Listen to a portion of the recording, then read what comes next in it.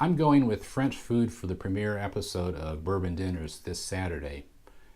When we think about such fare, many of us picture sophisticated grande cuisine served on minuscule saucers in chic Parisian restaurants. But what I'm making could push a contented belch out of the belly of a 14th century farmer in southwest France, because that's where this main course is from.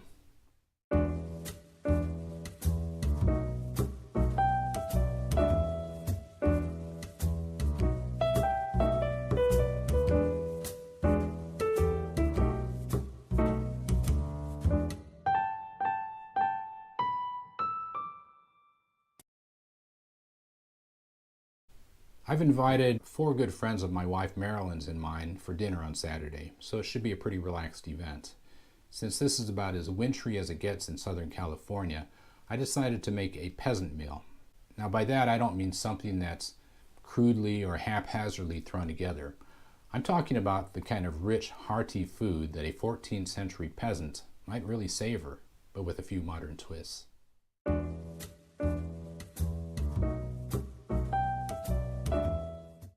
Our entree for this meal is cassoulet. Cassoulet is a stew that originated in the southwest of France and consists of sausage, duck, goose, pork, other preserved meats, and whatever scraps may have been at hand. All of these flavors gently combined and melded for hours in a clay casserole or kessel, which is how the dish got its name. There are many versions, and cooks bitterly debate what goes into a proper cassoulet and how it's made. The only thing these various recipes have in common is white beans, although people squabble about which beans to use too. Here's the menu for our dinner. For this dinner, I'll serve 3 courses, and in lieu of appetizers, I'm going with an alcoholic aperitif to stimulate our appetite. I think a dry champagne will go nicely with this menu. Cassoulet is usually served alone because it is rich, complex, and filling, but I think a tart, crisp green salad will complement the dish, and good bread is needed to mop up the sauce. For the main course, the cassoulet, I found a great recipe on the New York Times cooking website, which I think is one of the better recipe sites out there. Popular food writer David Leibovitz suggested that pear sorbet with champagne tippled over the top is a particularly welcome dessert after a rich cassoulet. I'm trying it with some nice, juicy d'Anjou pears I picked up at the market. The recipe I'm using for the sorbet is also from the New York Times cooking site.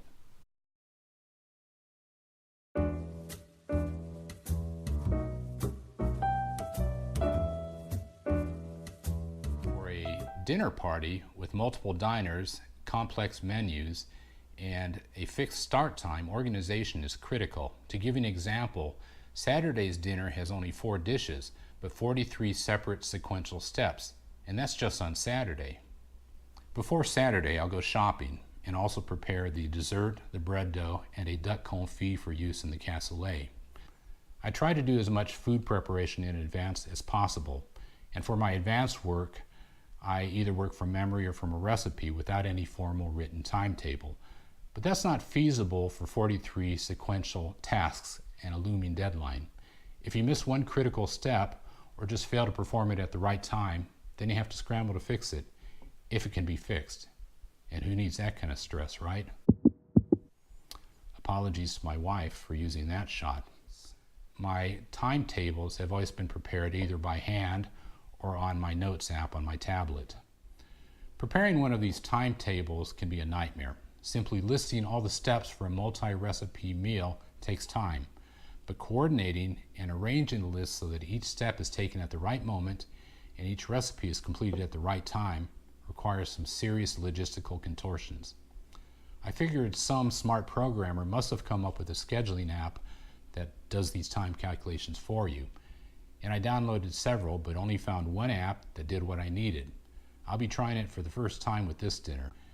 It's called Easy Cooking Timer, and it was written by Jeff Hackworth of Hacknicity. I won't spend time now discussing how the app works, but I've included a link to a review on my website which walks through the app. In a nutshell, you first list all the dishes that are part of the meal. Then for each dish, you list each step of the recipe, including how long the step takes. Here's a screenshot of part of the cassoulet recipe. After listing all the steps for all the recipes, you indicate what time you plan to eat, and voila, your timetable magically appears. This is a page of the timetable from this week's dinner. I've posted the entire timetable on my website. You can see that I set the meal start time at 6:30 p.m. and the app calculated the time for each step and told me I have to get up by 9:44 a.m. to start things. Way cool, right? If this app works the way I hope it will, it'll be a game changer. By the way, unless I say otherwise, I receive no compensation or other consideration from the maker of any product or website that I mention, so my unsolicited opinions are as pure as the driven snow.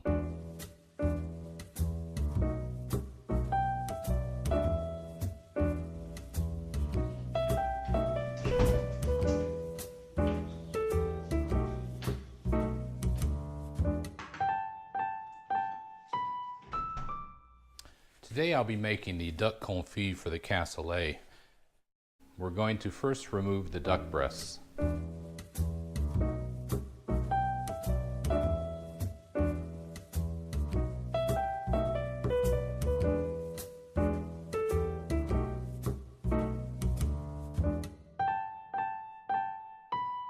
Now the leg.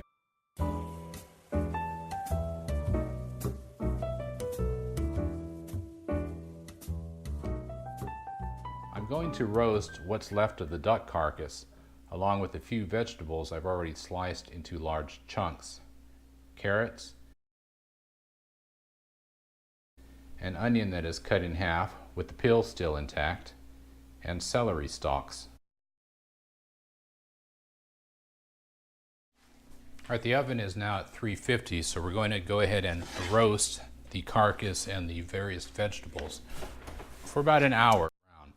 For the duck breasts, I've scored diamond shapes in those, and I'm going to give it a little bit of salt on both sides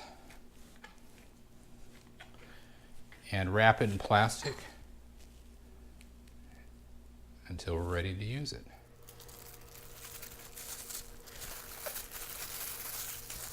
For the confit, I've sliced up a shallot, crushed about 10 garlic cloves, and rinsed off some nice sprigs of thyme. We're going to put a little bit of salt on these. And we're going to toss the legs with the garlic and the shallot and the thyme sprigs. Then we're going to cover that and we're going to let it rest overnight. I've taken the skin and fat and cut it up into small pieces, and I have it set at medium heat. It's boiling down, and after the water boils away, I will turn it to low. The water has boiled off the skin and fat, so I'm going to go ahead and turn it down to low, and we'll let it go another 45 minutes. The fat is a little bit yellowish, and it's going to be in a half an hour, 45 minutes. This should be a nice clear. The duck carcass has been in the oven for about an hour, so let's take a look at it. Oh yeah, that looks good. What we're going to do is transfer it to a large pot. Get rid of some of the fat there, as well as the vegetables. And we're going to make a stock out of this.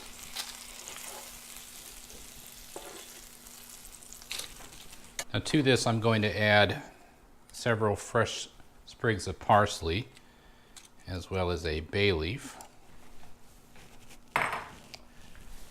and about 10 cups of water.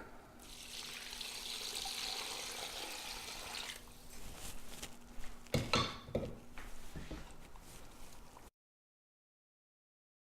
we're going to put it on the oven, start out at high, get it nice and boiling, and then we'll let it simmer for a couple hours. The skin has been rendering for about 35 minutes, 40 minutes, and it looks like it's ready. So we're going to go ahead and strain it through a paper towel and a sieve.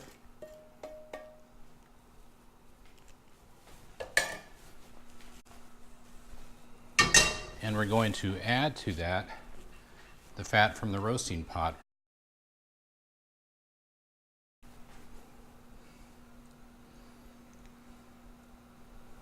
And we have some nice rendered fat.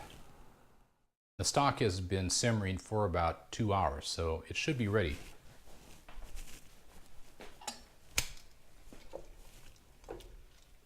Yeah, that looks good. Oh, it smells delicious. I'm going to go ahead and fish the bones and such out of this. Let it cool a little bit. Strain the stock, put it in the refrigerator, a little bit of seasoning.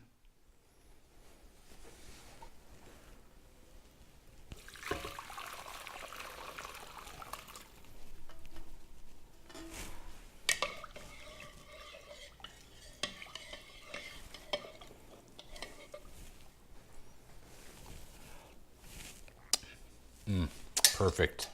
We're ready to finish the duck confit. The duck legs have been in the refrigerator now for about 10 hours. And I've been picking the shallots and the thyme out of it.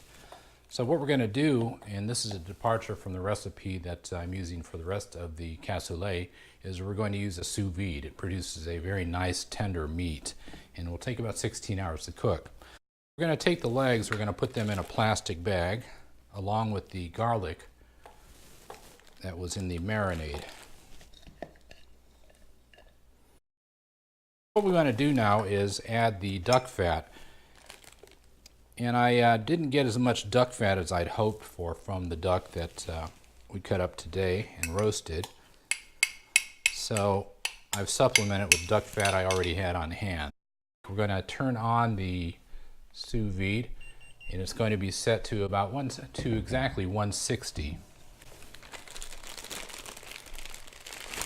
Now for the plastic bag, you want to get as much air out as possible. And if you don't have a vacuum sealer, the easiest way to do that is with water. So we're going to seal up the bag except for one corner and submerge it and force all the air out the top.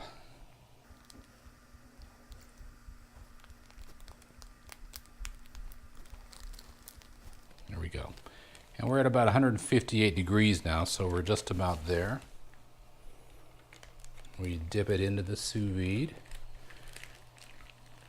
and just clip it off. Now, since this is going to be in here for quite a while, we're going to want something to help insulate it. So we're going to use ping pong balls.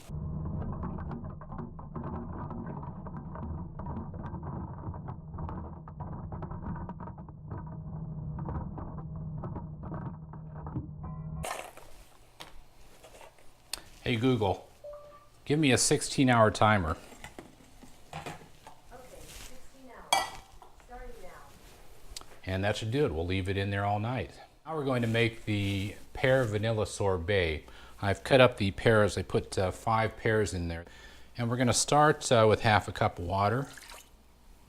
I have a vanilla pod. Oh, it smells so good. I'm going to scrape the beans into it. I'm going to add the sugar to it. And then we're going to go ahead and simmer that. All right, the sugar has dissolved, so we're going to go ahead and add the pears now. It's been about 10 minutes, and let's check the pears.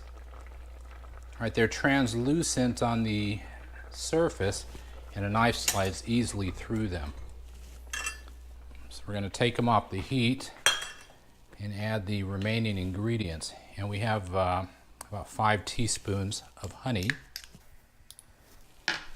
And we've got 2 tablespoons of agave syrup and 2 teaspoons of lemon juice. We're going to stir that up and let it cool. What we're going to do is blend them.